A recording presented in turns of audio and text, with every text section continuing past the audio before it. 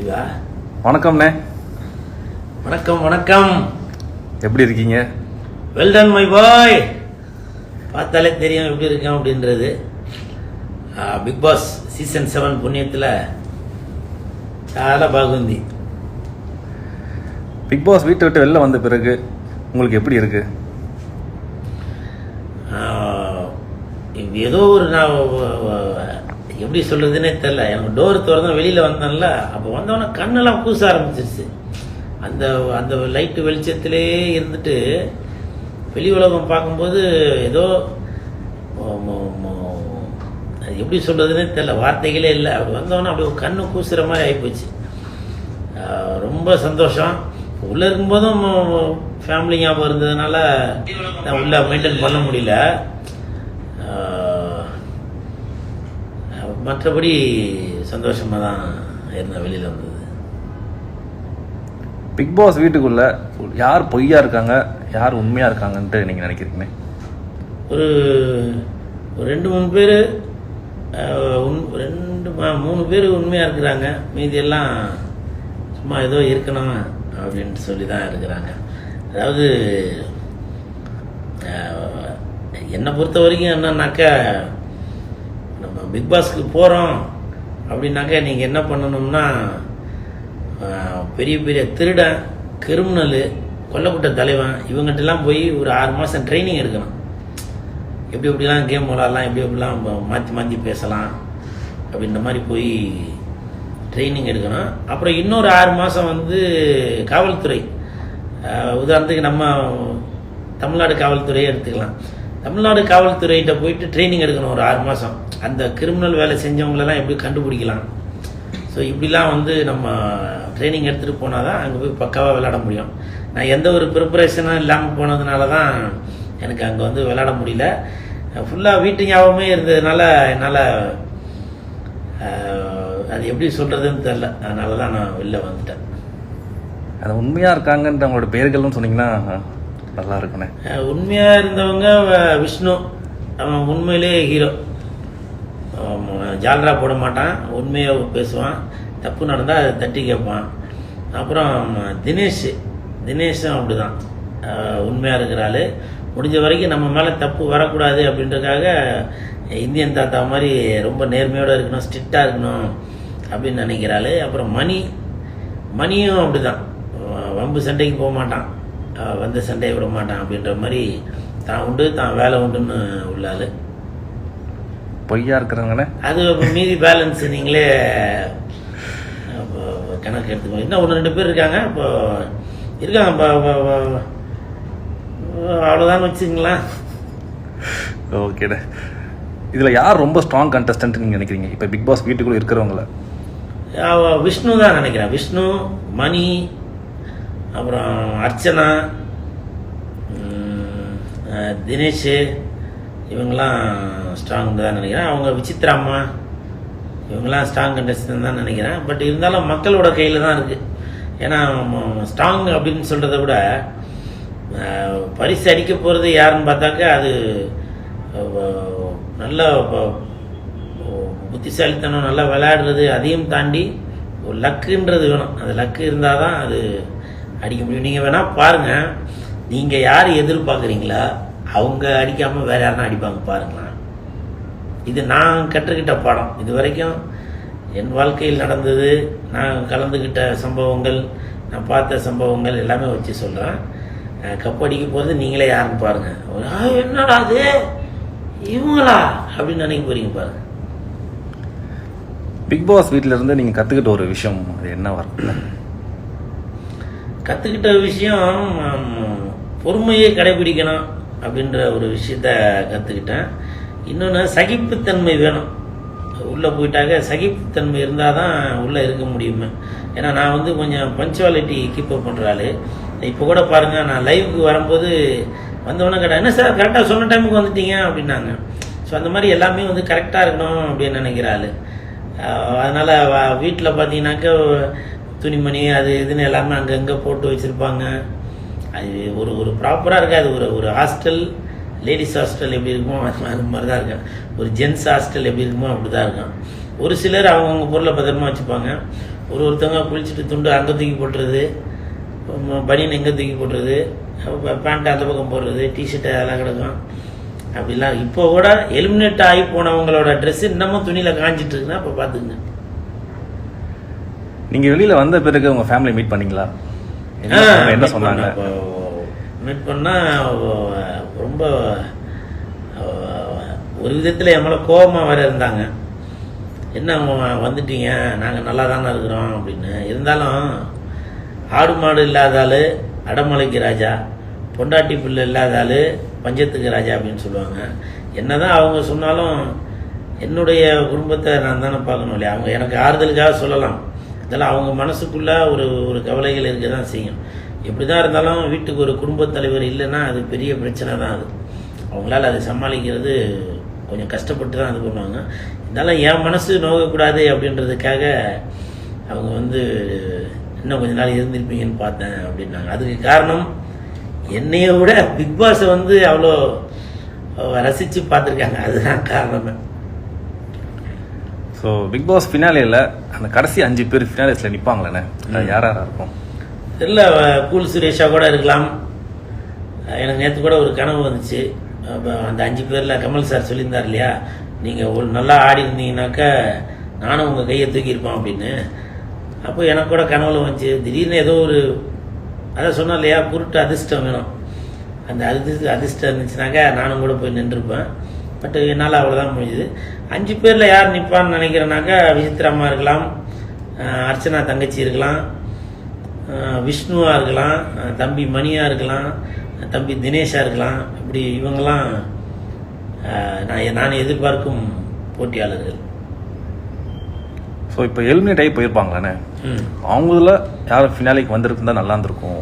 இல்லை, இது நீங்கள் இப்போ கேட்ட கேள்வி கல்வெட்டில் எழுதி வைக்க வேண்டிய கேள்வி. அது மாற்று கருத்தே இல்லை. என் உடன்பிறவா தம்பி பிரதீப் தான், அதில் எந்த மாற்று கருத்துமே இல்லை. ஏன்னா அவன் விளையாட்டு மேலே அவ்வளோ வெறியாக இருந்தான்.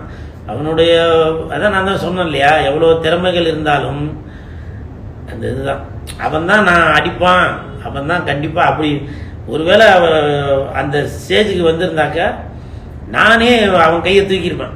இப்போ நானும் பிரதீப்பும் ஒன்றா நின்றுருந்தோம்னாக்கா, கமல் சார் எங்கள் 2 பேர் கையை பிடிச்சாக்கா நானே கமல் சாரோட கையை அவன் கையை பிடிச்சி பிரதீப்போட கையை தூக்குங்க சார் அப்படின்னு சொல்லியிருப்பான். ஸோ அந்த அளவுக்கு நான் உள்ளே இருக்கும்போது கூட சொல்லியிருந்தேன்.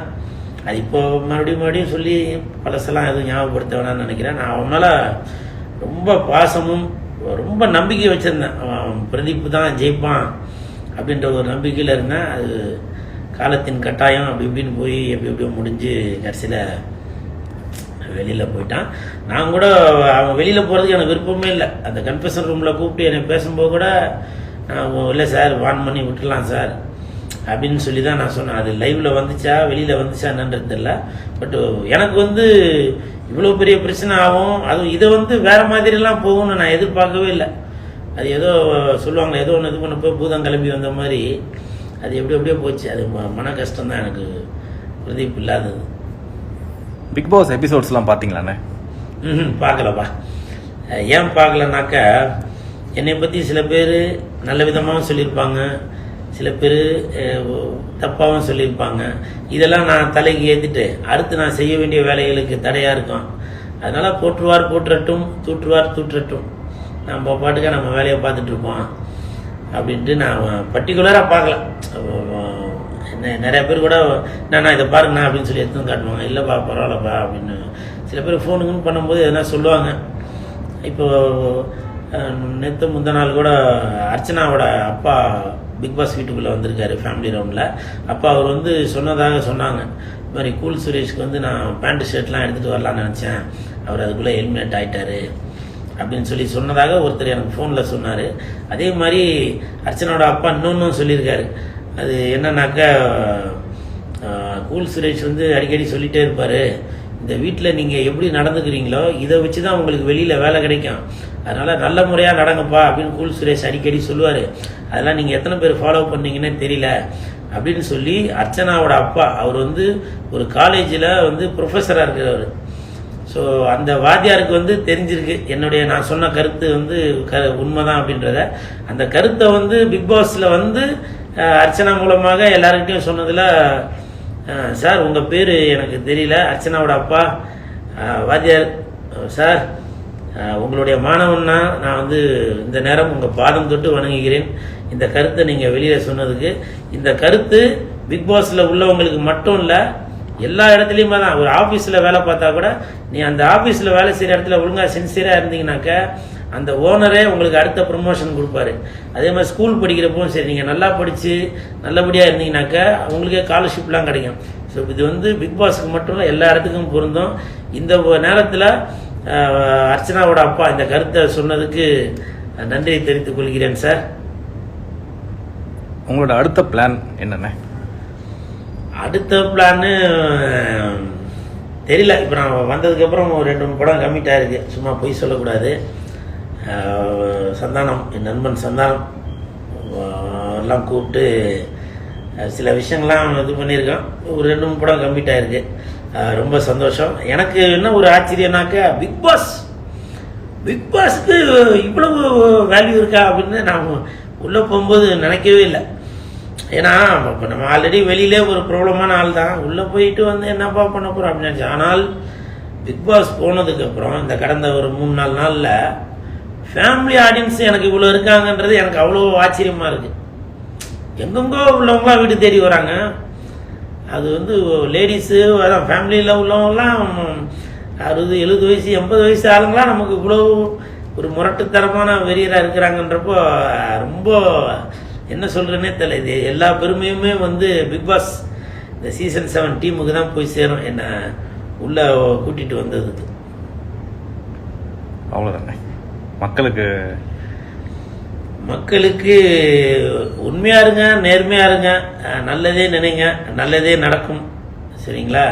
இன்னைக்கு வந்து காசு பணம் கிடைக்குது அப்படின்றதுக்காக பொய்யும் புரட்டும் பேசிட்டு அது வந்து ரொம்ப நாளைக்கு நிலைக்காது. என்னால் பொய்யும் புரட்டும் பேச முடியாததால தான் நான் வீட்டுக்குள்ளே ரொம்ப நாள் இருக்க முடியல. ஏன்னா ஒரு 5 பேர் சேர்ந்து ஒரு பொய்யை வந்து அதுதான் உண்மை அப்படின்னு சொல்லி அழுத்தி சொல்லி அது ஆமான்னு ஆக்கிட்டு போயிடுறாங்க. ஸோ அந்த மாதிரி என்னால் மனசை மாற்றிக்கிட்டு இருக்க முடியல.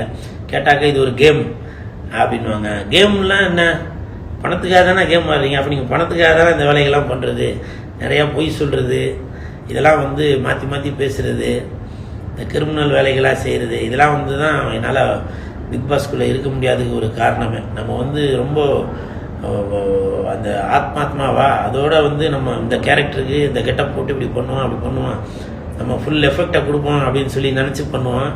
ஆனால் அவங்க வந்து ஒரு 4 பேர் 5 பேர் சேர்ந்து அவங்களுக்குள்ளே ஒரு ஆளை தேர்ந்தெடுத்துட்டு நான் இவருக்கு பண்ணுறேன், நான் அவர் கை தூக்குறேன், இவர் கை தூக்குறேன்ட்டு அவங்களே கையை தூக்கி திறமை உள்ளவனுக்கு வேலை இல்லாமல் பண்ணிடுறாங்க.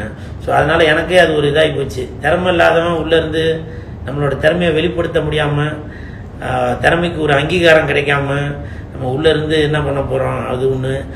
அப்புறம் ஃபேமிலி ஞாபகம் இதெல்லாம் வரும். காசு பணம் என்னடா எப்போ வேணால் சம்பாரிச்சிக்கலாம் அப்படின்ற ஒரு மனதைரியம் வந்துருச்சு. அதனால் ஃபேமிலியை பார்ப்போம், வெளியில் போய் கூட சம்பாரிச்சுப்போம். இங்கே வந்து நம்பர் 1க்கு ஆனாக்கா பணம் கிடைக்குது அப்படின்றதுக்காகவே வந்து பொய், திருட்டுத்தனம், மொல்லமாரித்தனம், முடிச்சவிக்குத்தனம் இதில் பண்ணி தான் நம்ம இதெல்லாம் வாங்கணுமா அப்படின்றது எனக்கே ஒரு என்ன நானே கேட்டுக்கிட்டேன். ஏன்னா நான் உள்ளே வந்து கூல் சுரேஷாக போயிருந்தேன்னு வச்சுக்கங்க, இதெல்லாம் நான் செஞ்சுருப்பேன். நான் உள்ளே போனது சுரேஷாக தான் போனேன். ஏன்னா நான் வீட்டுக்குள்ளே என் வீட்டிலே பார்த்தீங்கன்னாக்கா சினிமா சம்மந்தமாக எல்லாமே வீட்டு வாசலே விட்டுட்டு தான் வீட்டுக்குள்ளே போவேன். வீட்டு வாசலே கூல் சுரேஷ் இறங்கிடுவார். வீட்டுக்குள்ளே போகும்போது சுரேஷாக தான் போவேன். இப்போ மனைவிக்கு அப்பாவாக இருப்பேன், மனைவிக்கு கணவனாக இருப்பேன், குழந்தைகளுக்கு அப்பாவாக இருப்பேன், இப்படி தான் இருப்பேன். வெளியில் வந்தால் தான் நான் ஒரு நடிகர், கூல் சுரேஷ் அப்படின்றத. ஸோ அதே மாதிரி தான் பிக் பாஸ் போகும்போது தான் கமல் சார் வந்து சொன்னார், நீங்கள் வீட்டுக்குள்ளே வந்து சுரேஷாக இருக்கணும் அப்படின்னாரு. நானும் அதே மாதிரி வீட்டில் எப்படி இருந்தனும் அதை பேஸ் பண்ணி தான் நான் வீட்டில் இருந்தேன். நாங்கள் உள்ளவங்களாம் என் குழந்தைகள் மாதிரி நினச்சி ஒரு குடும்பத்தில் இருக்கிற மாதிரி தான் நினச்சி இருந்தேன். அதனால தான் என்னால் தாக்கு பிடிக்க முடியலையே என்னவோ. கூல் சுரேஷாக இருந்தாங்க ஊயின்னு கத்திக்கிட்டு அப்படி ஒரு மிரட்டலாக இருந்திருக்கலாம். இப்படி சுரேஷாக இருந்ததாலலாம் இருக்க முடியலையே என்னவோ. எனிவே நான் உள்ளே இருந்துட்டு வந்தது எல்லாரும் வந்து என்னை ரொம்ப பாராட்டுறாங்க. உங்களுக்குள்ளே இப்படி ஒரு குணம் இருக்குதா அப்படின்னு சொல்லி சொல்கிறாங்க. அதெல்லாம் எனக்கு ரொம்ப சந்தோஷமாக இருக்குது. நீங்கள் கோடி ரூபாய் கொடுத்தா கூட இந்த சந்தோஷம் வந்து என்னால் சின்னிக்கவே முடியாத சந்தோஷம். அவ்வளோ சந்தோஷத்தை கொடுத்துருக்கீங்க. எனக்கு சப்போர்ட் பண்ணிய பொதுமக்கள், ரசிகர்கள், ஃபேமிலிஸ், நடிகர்கள், நடிகைகள், டைரக்டர், இயக்குனர் அனைவருக்கும் என் நன்றி. பிஆர்ஓக்கள், பத்திரிகை நண்பர்கள், ஊடக நண்பர்கள், இணைய நண்பர்கள் எல்லாருக்கும் மிகப்பெரிய நன்றி. எனக்கே ஆச்சரியமாக இருக்குது. நீங்கள் அநேகமாக இப்போ நாங்கள் வந்து போகும்போது நீங்கள் டிவியில் பார்த்துருப்பீங்க. இவன் போகிறான், எப்படி ஒரு வாரத்தில் துரத்திடுவாங்க, இவன் அராத்து பிடிச்சவன்பா, இவன் அடங்க மாட்டான்பா, இவன் என்னென்ன வேலை பண்ணுவான் பாரு உள்ளே போயிட்டு அப்படின்ட்டு எல்லோரும் நினச்சிருப்பாங்க. ஆனால் நான் உள்ளே போனதுக்கப்புறம் தான் என்னோட கேரக்டர் இப்படி கூட இருக்கா அப்படின்னு சொல்லி நிறைய பேர் என்கிட்டே வேறு சொன்னாங்க. ஏன்னா நான் உங்களை வந்து தப்பாக நினச்சிட்டேனா அப்படின்னு. தம்பி, உங்களை நான் தப்பாக நினச்சிட்டேன் தம்பி, நீங்கள் இப்படி ஒரு சென்டிமெண்ட்டான ஆள் அப்படின்ற விஷயமெல்லாம் நான் வெளியில் வந்ததுக்கப்புறம் சொல்கிறாங்க. இதெல்லாம் சப்போர்ட் பண்ணி அனைவருக்கும் நன்றி.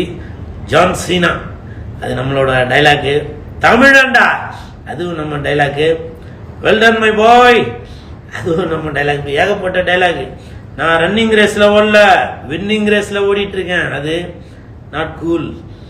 இது எல்லாமே ஏகப்பட்ட டைலாக் நம்ம போட்டது தான். அந்த டைலாக்லாம் வெளியில் வந்து நல்லா ஃபேமஸ் ஆச்சு அப்படின்னு சொன்னாங்க. அதுக்கு சப்போர்ட் பண்ணிய அனைத்து ரசிகர்களுக்கும் என் மனமார்ந்த நன்றி. இப்போ நீங்கள் எப்படி சப்போர்ட் பண்ணுறீங்களோ அதே மாதிரி எனக்கு சப்போர்ட் பண்ணுங்கள். நானும் உங்கள் மனசு நோகாதபடி, உங்களை சந்தோஷப்படுத்துகிறபடி தான் நான் இனிமேல் நடந்துப்பேன். இது வரைக்கும் பார்த்த கூல் சுரேஷ் வேற, இனிமேல் பார்க்க போகிற பிக் பாஸ் கூல் சுரேஷ் வேற. விரைவில் நேர்லேயும் கூட சந்திக்கக்கூடிய வாய்ப்பு இருந்தாக்க கண்டிப்பாக வந்து சந்திக்கிறேன். சப்போர்ட் பண்ணிய அனைத்து நல்ல உள்ளவங்களுக்கும் பாதம் தொட்டு வணங்குகிறேன். நன்றி.